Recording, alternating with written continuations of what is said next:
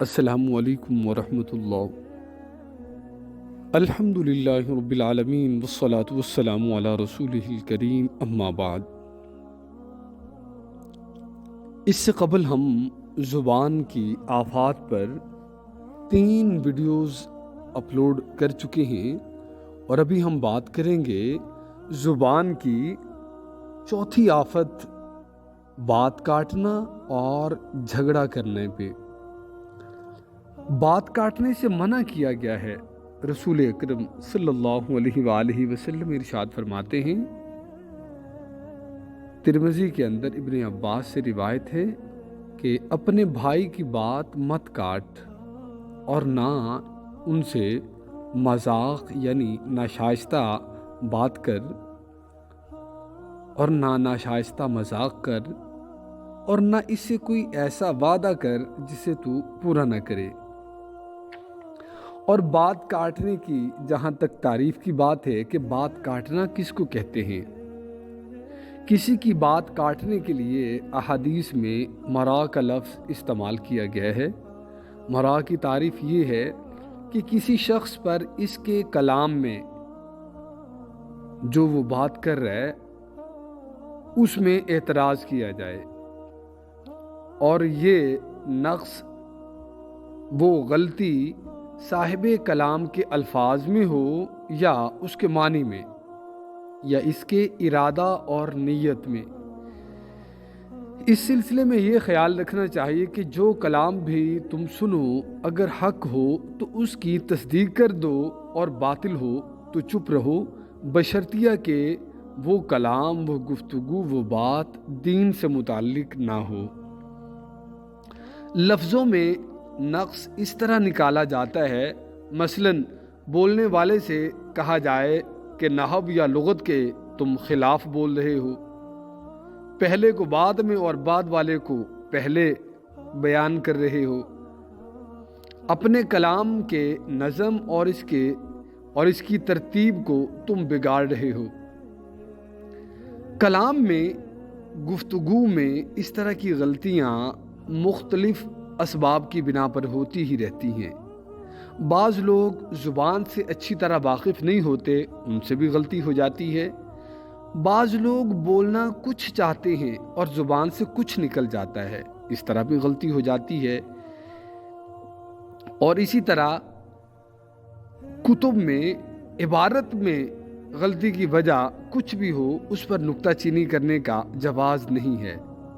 معنی کو اعتراض کا ہدف یہ کہہ کر بنایا جاتا ہے کہ تم نے فلاں بات غلط کہی ہے، تم نے فلاں رائے میں غلطی کی ہے، تمہارا خیال صحیح نہیں ہے، وغیرہ وغیرہ۔ ارادہ و نیت پر نکتہ چینی اس طرح کی جاتی ہے کہ یہ بات جو تم کہہ رہے ہو اگرچہ حقیقت پر مبنی ہے، لیکن اس سے تمہارا مقصد جو ہے وہ حقیقت کا اظہار نہیں ہے، بلکہ تمہاری غرض تو کچھ اور ہے۔ بلکہ اس طرح کے مواقع پر خاموش رہنا واجب ہے۔ لیکن اگر سوال کا مقصد حصول علم اور استفادہ ہو،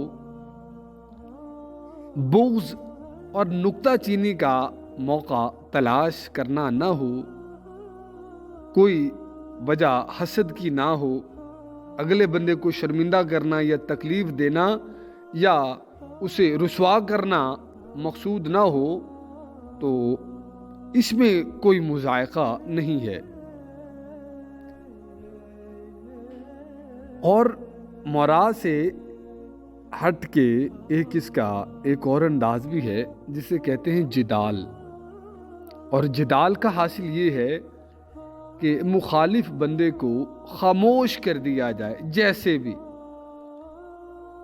اور پھر اس کے ساتھ اس کی کم علمی اور قصور اور اس کا عجز، اس کا اعلان کیا جائے تاکہ وہ رسوا ہو اور لوگ اس کا مذاق اڑائیں۔ اور جو کوئی بندہ کر رہا ہے وہ جدال ہے یا وہ صحیح کر رہا ہے، اس کو ہم کیسے پہچانیں گے؟ بڑی سہولت کے ساتھ پہچان لیں گے۔ اس کی علامت یہ ہے کہ اگر مخالف بندہ کو تنبیہ کرنا، اسے خبردار کرنا حق کی خاطر ہو تو اس کے لیے کوئی دوسرا اچھا اور مناسب طریقہ اختیار کرنے کے بجائے وہ طریقہ اپنایا جائے جس میں اس کی توہین ہو اور اپنی فضیلت کا اظہار ہو، تو یہ جدال ہے۔ اسی لیے وہ کہتے ہیں کہ جو تنقید ہے یہ ایک تو ہوتی ہے تنقید برائے اصلاح، ایک ہوتی ہے تنقید برائے تنقید، ایک ہوتی ہے تنقید برائے تعمیر، ایک ہوتی ہے تنقید برائے تخریب۔ لیکن ہم دیکھیں گے کہ اکثر موقع پر تنقید برائے تنقید ہوگی یا تنقید برائے تخریب ہوگی، تنقید برائے تعمیر یا تنقید برائے اصلاح یہ بہت کم دیکھنے کو ملتی ہے۔ تو بہرحال بات کاٹنا برا ہے، بات کاٹنا اچھا نہیں ہے۔ حضرت زبیر رضی اللہ تعالیٰ عنہ نے اپنے بیٹے سے فرمایا کہ کسی سے قرآن کے باب میں جھگڑا مت کرنا، تم لوگوں کے سامنے اس کتاب نہ لا سکو گے، بلکہ رسول اللہ صلی اللہ علیہ وآلہ وسلم کی سنت پر عمل پیرا رہنا۔ اور اسی طرح حضرت عمر بن عبدالعزیز رحمۃ اللہ علیہ فرماتے ہیں کہ دینی مسائل میں جھگڑا پیدا کرنے والا شخص ثابت قدم اور مستقل مزاج نہیں ہوتا، اکثر بدلتا رہتا ہے۔ مسلم بن یسار کہتے ہیں کہ قطع کلامی سے بچو، بات ٹوکنے سے، بات کاٹنے سے۔ یاد رکھیں عالم کی جہالت کا لمحہ وہی ہے جس میں وہ کسی دوسرے کی بات کاٹتا ہے اور اسی وقت شیطان اس کی لغزش کا متمنی رہتا ہے۔ یہ بھی کہا گیا ہے کہ قومیں ہدایت کی روشنی پا جانے کے بعد، ہدایت کی روشنی کو حاصل کر لینے کے بعد جو گمراہی میں مبتلا ہوئیں تو اس کی وجہ کیا تھی؟ اس کی وجہ تھی جھگڑے، اس کی وجہ تھی فساد، لڑائیاں، جھگڑے۔ حضرت انس بن مالک فرماتے ہیں کہ دین میں جھگڑوں کے لیے کوئی گنجائش نہیں ہے، اور یہ بھی فرمایا کہ بات کاٹنے اور جھگڑا کرنے سے دل سخت ہو جاتا ہے اور سینے میں کینے کا بیج پڑ جاتا ہے۔ کینہ، بغض، حسد، کدورت، نفرت، انتقام، یہ جذبات پھر دل کے اندر امنڈ آتے ہیں، اور یہ تمام جذبات اتنے گندے ہیں، اتنے گندے ہیں کہ دل سارے کو یہ گندا کر کے رکھ دیتے ہیں۔ اور ہم دیکھتے ہیں صحابہ کرام رضوان اللہ علیہم اجمعین کو، وہ اس طرح بحث تو نہیں کرتے تھے آپس کے اندر، نہ وہ آپس کے اندر لڑائیاں کرتے تھے جس طرح آج فرقہ واریت ہوتی ہے۔ اور یہ جو آج جو کچھ چل رہا ہے سب عمل کی طرف دھیان نہیں ہے، فرض کو ذبح کر رہے ہیں اور قرآن کے احکامات کو پس پشت ڈالا ہوا ہے، اور ساری لڑائی کس پہ ہو رہی ہے؟ مستحب پہ۔ یہ کرنا زیادہ افضل ہے، وہ کہتا ہے نہیں جی یہ کرنا زیادہ افضل ہے، اور تیسرا کہتا ہے کہ یہ دونوں افضل نہیں ہے، اگر کوئی کر لے تو ٹھیک ہے، نہ کرے تو بھی ٹھیک ہے۔ اس بات پر لڑائیاں ہو رہی ہیں۔ تو یہ کہاں کا دین ہے؟ یہ تو جہالت ہے کہ جو مین احکامات ہیں ان کا لوگوں کو پتہ تک بھی نہیں، اور یہ جی مستحب ہے، اس پہ وہ مناظرے ہو رہے ہیں۔ حضرت لقمان علیہ السلام نے اپنے بیٹے کو نصیحت کی، اے بیٹے علماء سے مت جھگڑنا۔ بلال بن سعد کہتے ہیں کہ جب کسی کو خود رائے، جھگڑالو اور اپنی بات پر بضد دیکھو تو سمجھ لو کہ اس کے لیے آخرت کا خسارہ مقدر ہو چکا ہے۔ ضدی ہٹ دھرم لوگ جو ہیں ان کا کیا، اور اس میں خود رائے جو کہتا ہے کہ جی بس میری ہی بات ٹھیک ہے، اللہ اکبر کبیرہ۔ حضرت سفیان ثوری رحمہ اللہ تعالیٰ فرماتے ہیں کہ معمولی معمولی چیزوں میں بھی اختلاف سے بچو۔ یہ نہیں کہ بڑی بڑی باتیں ہو تو پھر اختلاف سے بچنا ہے۔ آپ دیکھ لیں گے کہ جھگڑا کتنا بھی بڑا ہو اس کی ابتدا ہمیشہ معمولی ہوتی، بہت معمولی ہوتی ہے۔ اسی لیے حضرت سفیان فرماتے ہیں کہ معمولی معمولی چیزوں میں بھی اختلاف سے بچو۔ مثلاً اگر میں اپنے بھائی سے انار کے ذائقے کے بارے میں جھگڑ پڑوں، وہ کہے انار میٹھا ہے، میں کہوں کہ کھٹا ہے، تو یہی بات ہمارے باہمی اختلاف کا سبب بن جائے گی اور جھگڑے کی وجہ اور بنیاد بن جائے گی، اور وہ اور کو بلائے گا کہ دیکھو جی انار کھٹا یا میٹھا ہے، تو فائدہ کوئی نہیں ہوگا۔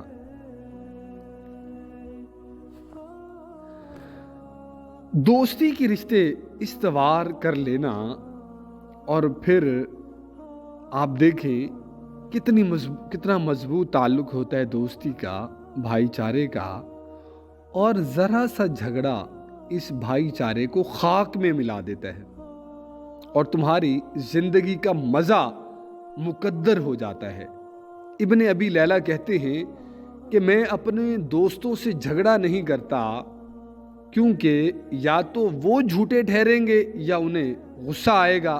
حضرت ابو درداء رضی اللہ تعالی عنہ فرماتے ہیں کہ ہمیشہ لڑنا جھگڑنا آدمی کے گناہگار ہونے کے لیے کافی ہے۔ سرکار دو عالم صلی اللہ علیہ وآلہ وسلم کا ارشاد ہے، ہر جھگڑنے والے کا کفارہ 2 رکعتیں ہیں۔ حضرت عیسیٰ علیہ السلام فرماتے ہیں، جو جھوٹ زیادہ بولتا ہے اس کا حسن ختم ہو جاتا ہے، اور جو لوگوں کے ساتھ کج بحثی کرتا ہے اس کا وقار مجروح ہو جاتا ہے۔ جیسے تفکرات زیادہ لاحق رہتے ہیں، دل کی دھڑکن تیز ہو جاتی ہے، ذہن الجھا رہتا ہے، بیمار ہو جاتا ہے، اس کے اخلاق بھی خراب ہو جاتے ہیں، وہ خود اپنے آپ کو مبتلا عذاب کرتا ہے۔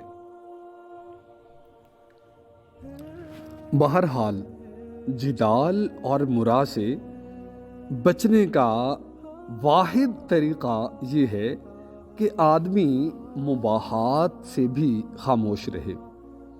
یہ دونوں برائیاں دراصل اس لیے پیدا ہوتی ہیں کہ ہر شخص کو اپنے مخالف کی تذلیل اور اپنی برتری مقصود ہوتی ہے۔ دوسرے کی تحقیر کا جذبہ اور اپنی برتری کی خواہش نفس کی 2 ایسی شہوتیں ہیں جن پر قابو پانا بڑا سخت ہے۔ اپنی برتری کا اظہار خود ستائی کی قبیل سے ہے، اور خود ستائی اپنے آپ کو بڑا اور بلند و اعلیٰ سمجھنے کا رد عمل ہے، جبکہ کبریائی اور عظمت رب کریم کی صفات ہیں اور اسی کو زیب دیتی ہیں۔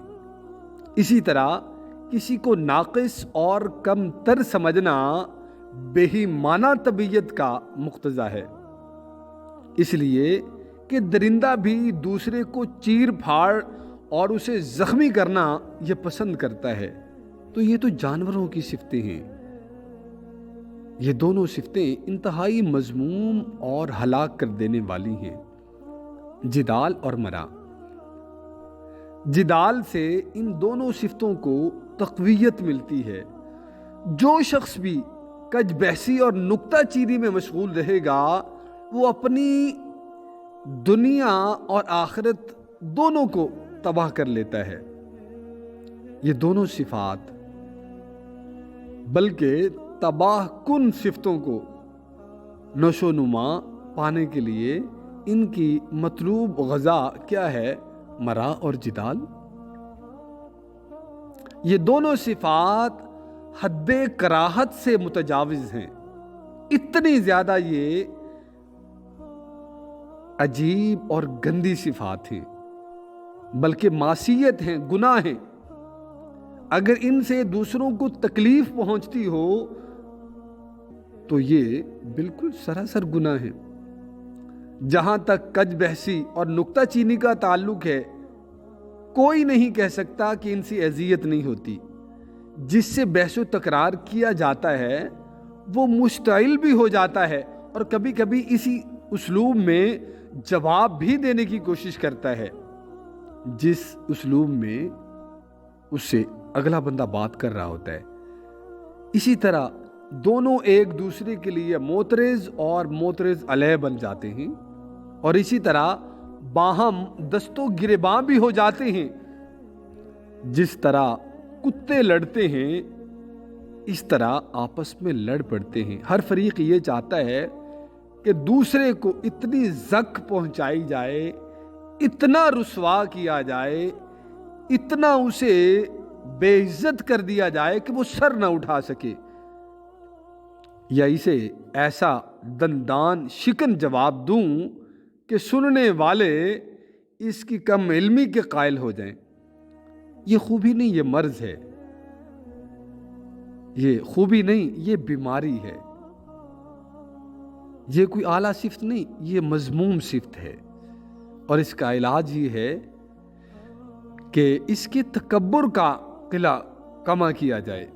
یہ تکبر ہے جس سے اپنی برتری کا احساس پیدا ہوتا ہے اور اس کے اظہار کی جرت ہوتی ہے۔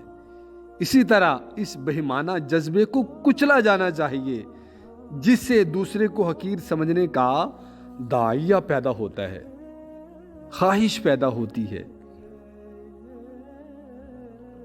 آپ سے صرف اتنا عرض کرنا ہے کہ ہر مرض کا علاج اس کے اسباب دور کرنے سے ہی ممکن ہوتا ہے۔ مرا اور جدال کے اسباب کیا ہیں؟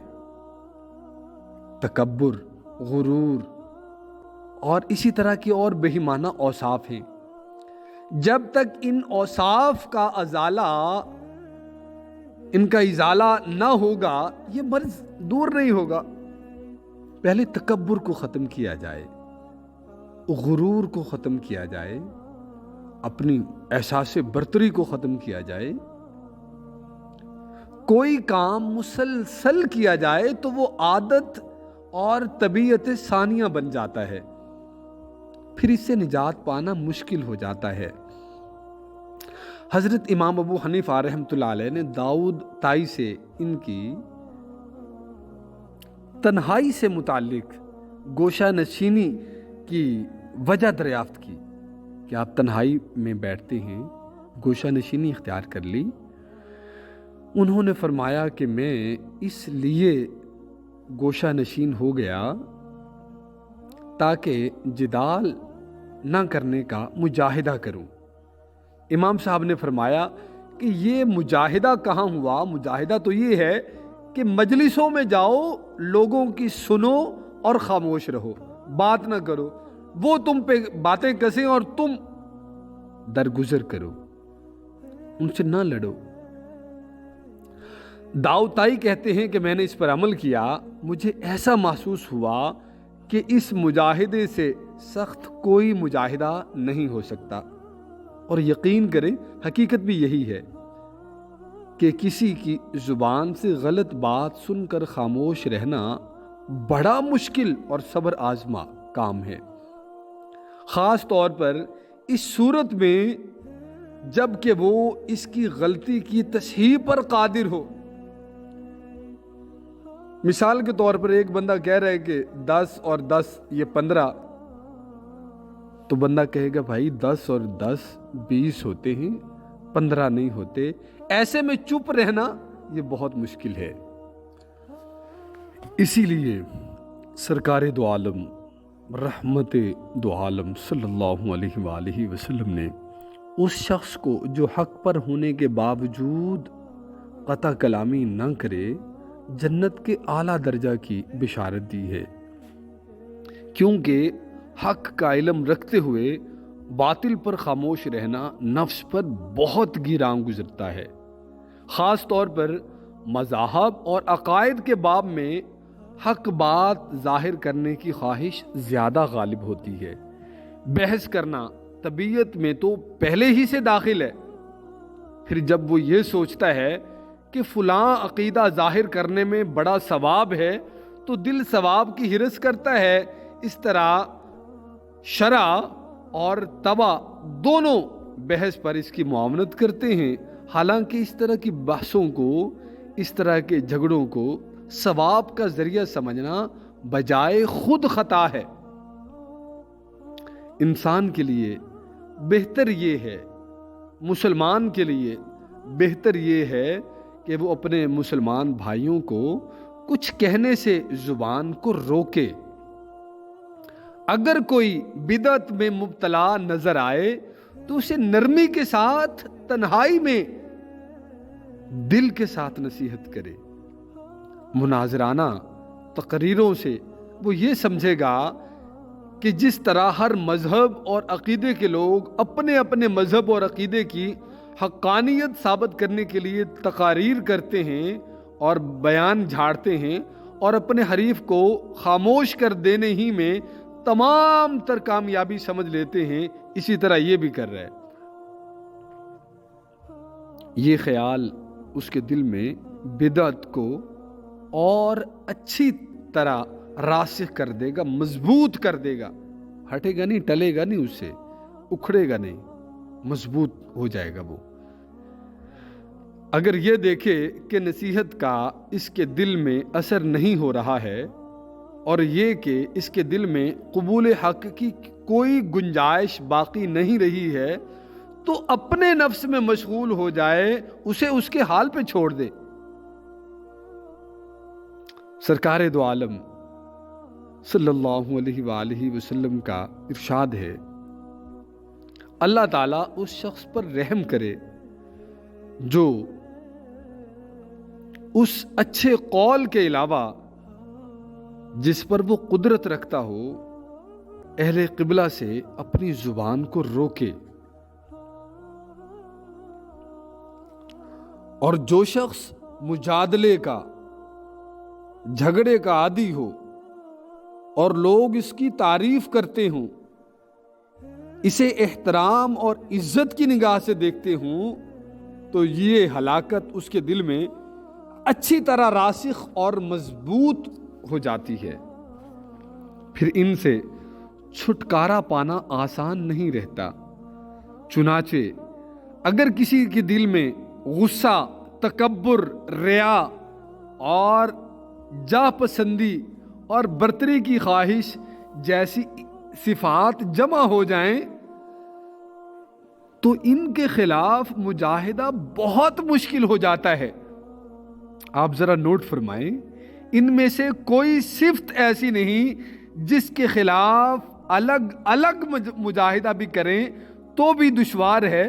پھر جب یہ تمام خطائیں، تمام غلط چیزیں، تکبر، ریا، جا پسندی اور برتری کی خواہش، یہ جب سب یکجا ہو جائیں تو اندازہ لگا لیں ان کے خلاف جد و جہد کرنا کتنا زیادہ دشوار ہوگا۔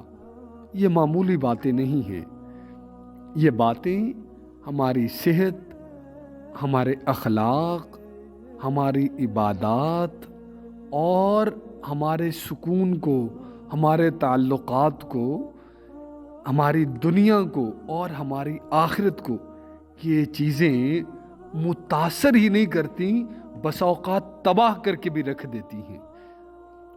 اللہ رب العزت سے اپنے لیے بھی دعا فرمائیں، میرے لیے بھی دعا فرمائیں کہ اللہ رب العزت ہدایت کے ساتھ ہم کنار فرما کے ایمان والی زندگی اور ایمان پر خاتمہ نصیب فرمائے۔ آمین یا رب العالمین۔ السلام علیکم ورحمۃ اللہ۔